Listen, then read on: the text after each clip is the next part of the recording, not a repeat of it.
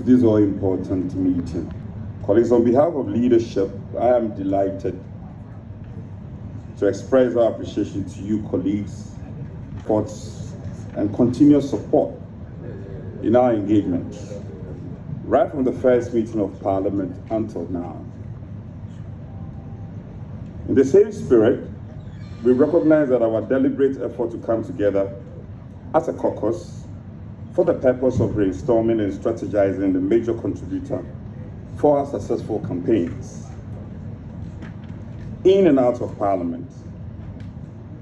Now, it is for this reason that we utilize this opportunity to the maximum, even now as we prepare for the resumption of the House this week, as you all do know. About a year and a half ago, we were forced the difficult task to rebuild our party from the setback in the last general elections. However, our willingness to stay the course has moved us from momentary bleakness to a posture of liveliness in a rather short time. With a small minority, we have managed to achieve a lot. And we need to be proud about this. And rightly so, as Winston Churchill espoused in his first speech to the British House of Commons, and I quote, "Nothing to offer but blood, toil, tears, and sweat," unquote. Now I can confidently say that we have bounced back stronger, more agile, well-informed, and indeed ready to take on 2028 with tactics, strategies that will marvel our counterparts. Colleagues, ladies and gentlemen, this is evident in our continuous engagement on the floor of the House and in our constituencies, and our ability to effectively illuminate the public on the issues that impact their lives. Truly, we have distinguished ourselves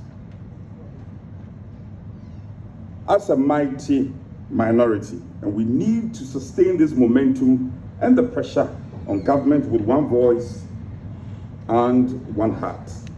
Colleagues, we know that as MPs we have played important roles in Parliament and in the constituencies to serve our nation and our constituents. Now, as simple as it may sound, we all know how difficult it can be to execute those roles as well, especially the latter. Be it as it may, I must admit that over the past 16 months, since the inauguration of the 9th Parliament, the Minority Caucus has done a commendable job in holding government to account. Though our numbers are few now, we have endeavored to assess the great will of the people of Ghana in demanding proper governance from the executive. Less than years ago, our colleagues in the majority with their government took office with a host of promises to the people of Ghana. While knowing those promises could not be fulfilled, we took a step back and observed their craft with eagle eyes. Before the topple of the first promise, we took to work. Indeed, the task has not been easy. I do not wish to remind caucus of the painful loss of our colleague MP last year. But we have truly soldiered on. Many of you seated here can testify to the personal attacks you have suffered even in your homes while trying to uphold your rights and the rights of others who were targeted and aggressively handled unduly for the past 16 months. Colleagues, right from the beginning of the 9th Parliament, leadership saw it prudent to institute a mentorship roster to quicken the adaptation of members to the task ahead, especially our new MPs. The roster clustered our first-time MPs around the continuing members to refine their presentations made on the floor. We are happy to say that this strategy has positively impacted the ability of members to address issues in accordance with the practices and procedures of our evolving Parliament. Was also the focus on first-time members by their designation to some leadership roles of the committees. We recognize that continuous involvement in committee work would impact the ability to contribute significantly during debates like the annual budget debates and the debate on the SONA.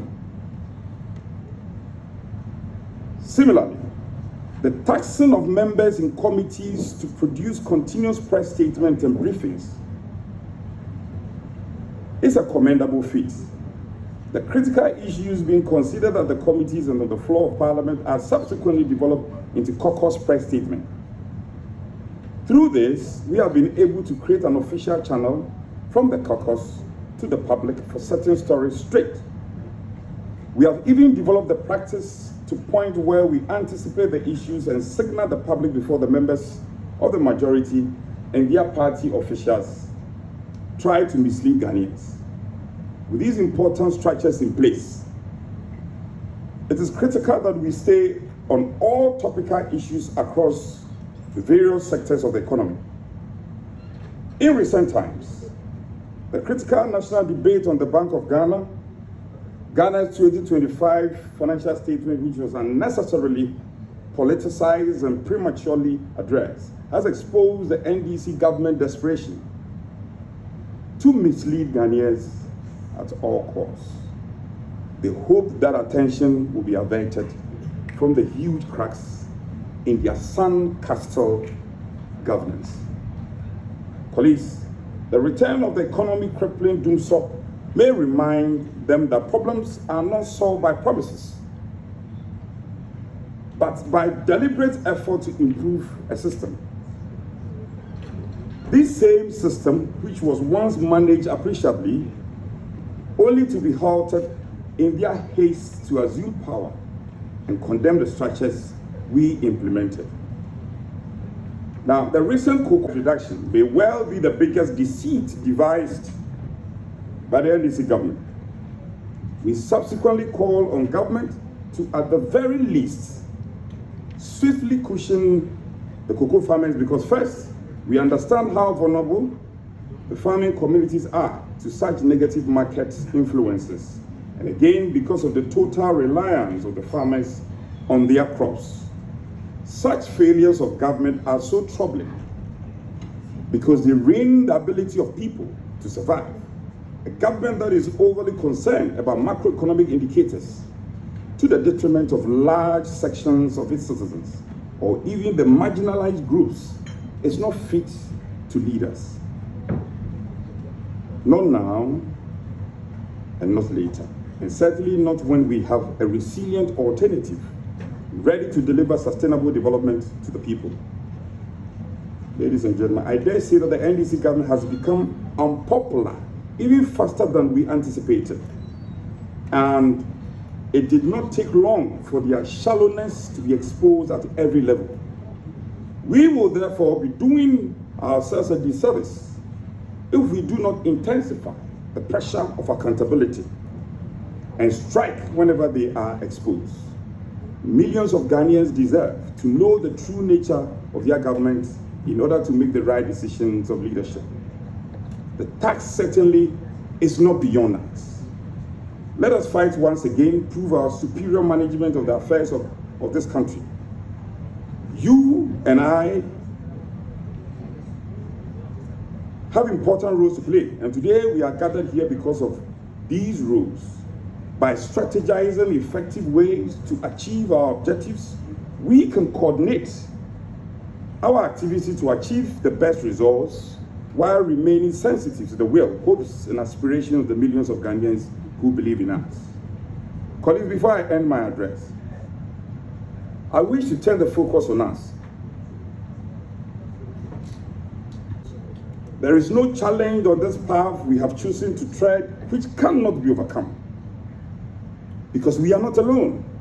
The hope of prosperous Ghana is still etched in the hearts of our people, and we are indeed capable of delivering this to Ghanaians. We cannot sit back. The cocoa farmer is wailing. The teachers are crying. Nurses are wailing. Public servants are crying. Market women are crying. This is the reflection of the scum of the NDC government. Ladies and gentlemen, without more, once again, I want to thank my fellow colleagues in leadership and also be blunt that if there is any time that this party should take back the reins of governance, it is certainly 2028 and not beyond 2028. We have to hold hands, band together, close ranks, because the hope of the multitude of Ghanaians, the millions of Ghanaians, the farmers, the market women, and all the people of this country, you visit the countryside and all they say is that you need them so. More than the NPP is the party of development. And if you look at, you scan the history of this country, you do a simple profile of the history of this country, our tradition and our party has proven to be effective, to be capable in turning around the fortunes of our country. Victory is in our hands, and we cannot afford to let 2028 slip by.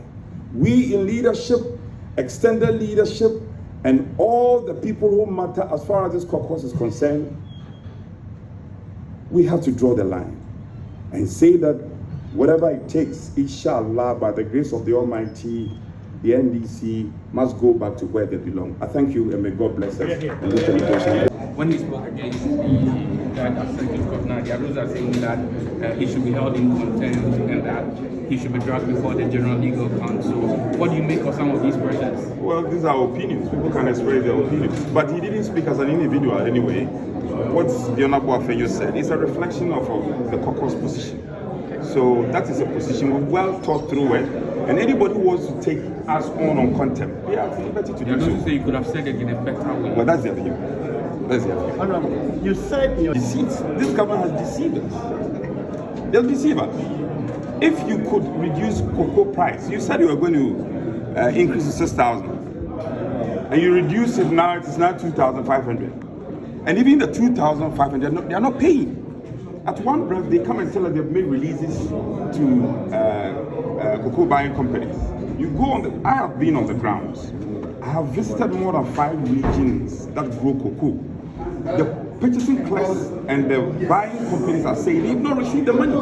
Is that not a scam? That is definitely a scam.